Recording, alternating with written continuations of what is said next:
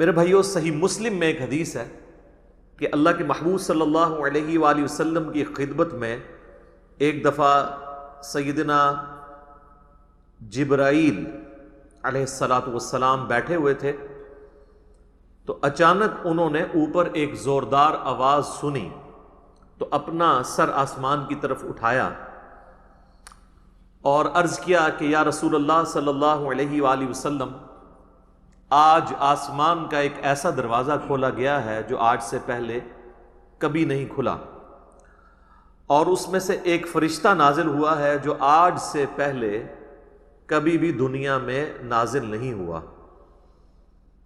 پھر اس فرشتے نے اللہ کے محبوب صلی اللہ علیہ وآلہ وسلم کی خدمت میں سلام عرض کیا، اور سلام عرض کرنے کے بعد اس نے کہا کہ اے اللہ کے محبوب صلی اللہ علیہ وآلہ وسلم، میں آپ کو اللہ تعالیٰ کی طرف سے 2 نوروں کی بشارت دیتا ہوں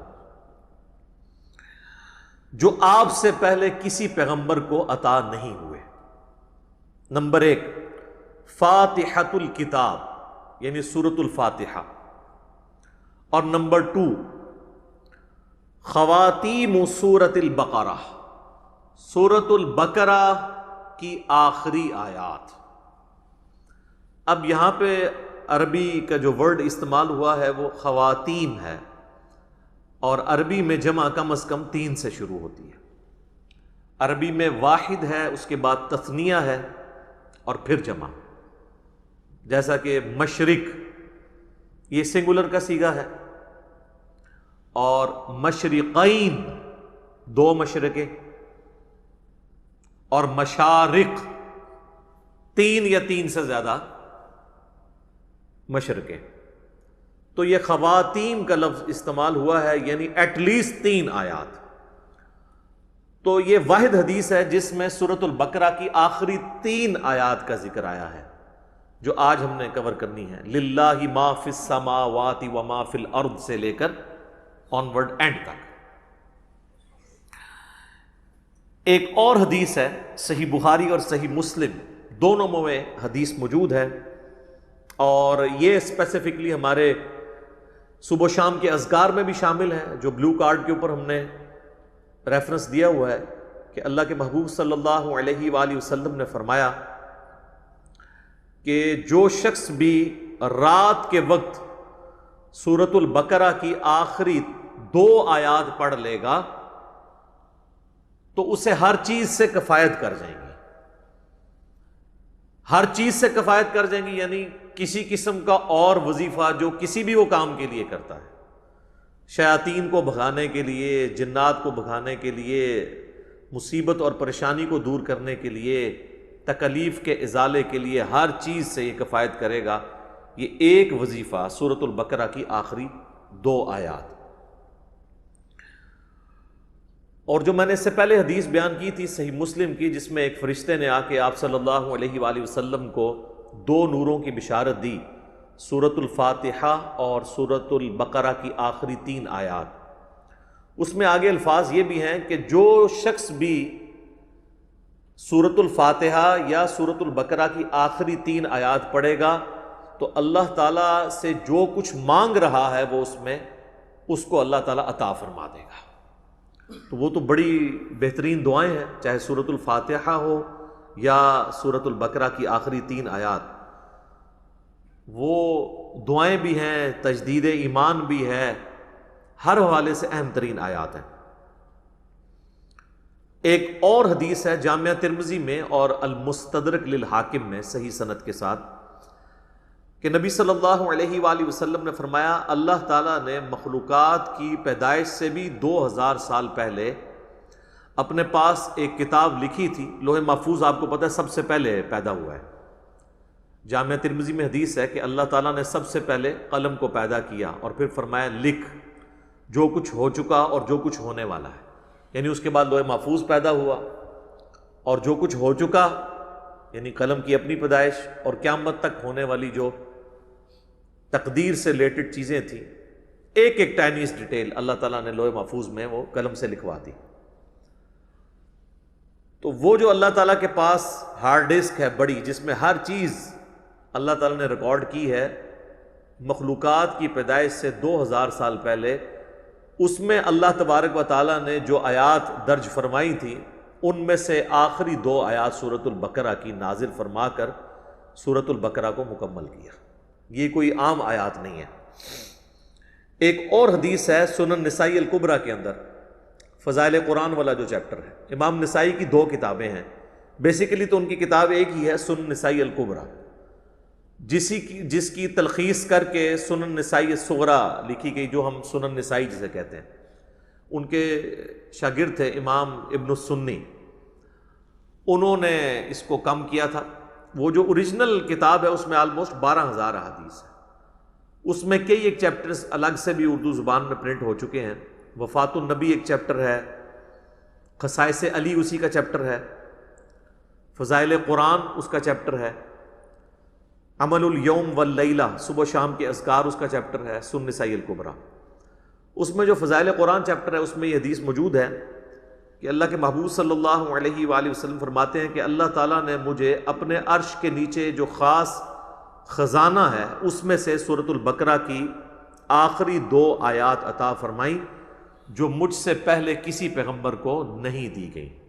اور یہ جو آخری الفاظ ہیں نا کہ مجھ سے پہلے کسی پیغمبر کو نہیں دی گئی، یہ صحیح مسلم میں بھی الفاظ موجود ہیں جو میں نے پہلی حدیث بیان کی۔ ان آیات کی فضیلت کے لیے یہ چیز بھی بڑی اہم ہے کہ یہ آیات اس دنیا میں نازل نہیں ہوئی اللہ کے محبوب صلی اللہ علیہ وآلہ وسلم پر، بلکہ شب معراج نازل ہوئی ہے آسمانوں پر۔ صحیح مسلم کے اندر موقوفاً ابن مسعود رضی اللہ تعالیٰ عنہ کی حدیث ہے، یعنی ان کا قول کہ شب معراج اللہ تعالیٰ نے اپنے محبوب صلی اللہ علیہ وآلہ وسلم کو 3 انعامات دیے تھے۔ نمبر 1 5 نمازیں، نمبر 2 سورۃ البقرہ کی آخری 2 آیات، اور نمبر 3 جو کوئی بھی آپ صلی اللہ علیہ وآلہ وسلم کا امتی شرک نہیں کرتا ہوگا، at the end of the day اللہ تعالیٰ اس کو معاف فرما دے گا، چاہے وہ اپنا عذاب بھگت کے، لیکن الٹیمیٹلی جو بخاری مسلم میں حدیث ہے کہ آخری دفعہ اللہ تعالیٰ مجھے اس چیز کی بھی اجازت دے گا کہ میں دوزخ میں سے اس شخص کو بھی نکال دوں جس کے دل میں رائی کے دانے کے برابر بھی ایمان ہے، یعنی جس نے، ایک اور حدیث میں بخاری مسلم کے الفاظ ہیں، جس کے پلے سوائے اس کے کوئی نیکی نہیں ہوگی کہ صرف اس نے ایک دفعہ کلمہ پڑھا ہوگا۔ لیکن یہ بالکل اینڈ پہ ہے، یعنی یہ نہیں ہے کہ یہ کلمہ پڑھنے سے ہی جنت مل جانی ہے۔ واللہ عالم، وہ 1000 سال لگیں، لاکھ سال لگیں، کروڑ سال لگیں، وہ اللہ کو پتہ ہے۔ اللہم اجرنا من النار، آمین۔ یہاں تو لوگ بڑی آسانی کے ساتھ کہہ دیتے ہیں نا جی خیر ہے دیکھی جائے گی، کوئی مسئلہ نہیں ہے، اور انہی سے کہا جائے نا کہ آپ 10 سیکنڈ کے لیے موم بتی کے فلیم کے اوپر اپنا ہاتھ رکھیں تو نہیں رکھ سکتے، اور جہنم کے بارے میں کہتے ہیں دیکھی جائے گی ایک پھیرا ہی لگے گا۔ تو بس یہ دیوانگی کی سوچ ہے، اس کا حقیقت کے ساتھ کوئی تعلق نہیں ہے۔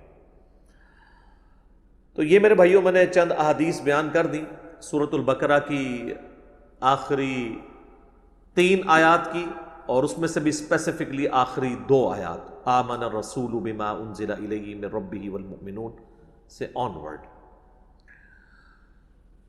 ان آیات کو پڑھنے کی روٹین بنائیں، اور چونکہ بخاری مسلم میں الفاظ ہیں کہ جو رات کے وقت میں پڑھ لے گا اسے ہر چیز سے کفایت کریں گی، تو رات کی ڈیفینیشن شریعت کے اندر مغرب کے بعد رات شروع ہو جاتی ہے، غروب آفتاب کے ساتھ ہی۔ اسی لیے سورۃ البقرہ میں آیا نا کہ روزے کو رات ہونے تک مکمل کرو، تو رات شریعت میں غروب آفتاب کے بعد سٹارٹ ہو جاتی ہے، کیونکہ چاند بھی آپ دیکھیں اگلے مہینے کا سٹارٹ جو ہے وہ رات کے وقت چاند نظر آ جاتا ہے، مغرب کے فوراً بعد ہی۔ پہلی کا چاند تھوڑی دیر کے لیے نظر آتا ہے مغرب کے فوراً بعد، تو مغرب کے بعد بھی آپ ان آیات کو پڑھ سکتے ہیں، عشاء کے بعد بھی پڑھ سکتے ہیں، رات کو سونے سے پہلے بھی پڑھ سکتے ہیں۔ اس کی روٹین بنائیں اور اسے کبھی سکپ نہ ہونے دیں، کوئی مشکل وظیفہ نہیں ہے، سارے وظائف کے اوپر بھاری ہے یہ وظیفہ، اور کچھ عرصہ آپ اپنی روٹین بنائیں گے تو آپ کو یہ خود بخود زبانی یاد ہو جائیں گی، آپ کو کوئی اس کے لیے محنت نہیں کرنی پڑے گی۔ آخری 3 آیات کا وظیفہ بنا لیں، للہ ما فی السماوات و ما فی الارض۔ ویسے عموماً پبلک کے اندر تو جتنی بھی احادیث مشہور ہیں وہ آخری 2 آیات سے ریلیٹڈ ہیں، لیکن آج جو میں نے آپ کو صحیح مسلم کی ایک حدیث بتائی ہے نا، اس میں چونکہ خواتین کا لفظ ہے تو آخری 3 آیات، اس لیے آپ دیکھیں گے قرآن حکیم میں سورۃ البقرہ کا جو آخری رکوع ہے نا وہ انہی 3 آیات پہ مشتمل ہے۔ تو اب اپنی روٹین اگر کوئی شخص آمن الرسول سے پڑھتا تھا تو وہ اس کو پیچھے لے کے آئے، للہ ما فی السماوات و ما فی الارض، یہاں سے لے کے آن ورڈ اس کو پڑھنا شروع کریں۔ چند دن آپ پڑھیں گے تو خود بخود آپ کو یہ آیات زبانی یاد ہو جائیں گی، کوئی بیٹھ کے پوری انٹینشن کے ساتھ یاد نہیں کرنی پڑیں گی۔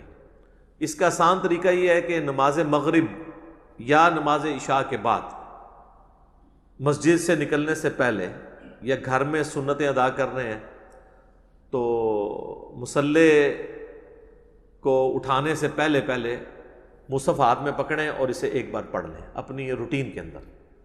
آج کل تو سمارٹ فون ہے، کوئی ایشو نہیں ہے، موبائل فون کھول کے بھی اس میں بھی پڑھا جا سکتا ہے۔ یہ وظیفہ ضرور اپنی زندگی کے اندر لے کر آئیں۔ اس میں آپ دیکھیں گے کہ سٹارٹ تو اللہ تعالیٰ کی تعریف کے ساتھ ہوا ہے، للہ ما فی السماوات و ما فی الارض۔ اس کے بعد کچھ کریٹیکل چیزیں ڈسکس ہوئی ہیں کہ اللہ تعالیٰ گرفت فرما سکتا ہے،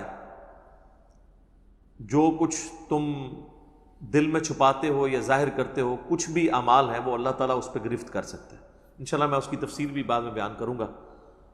اور اس کے بعد پھر ایمانیات کا ذکر ہے، جو بیسیکلی 3 مسلمانوں کے عقائد ہیں، عقیدہ توحید، عقیدہ رسالت اور عقیدہ آخرت۔ ان 3 عقائد کی تجدید ہے اس کے اندر۔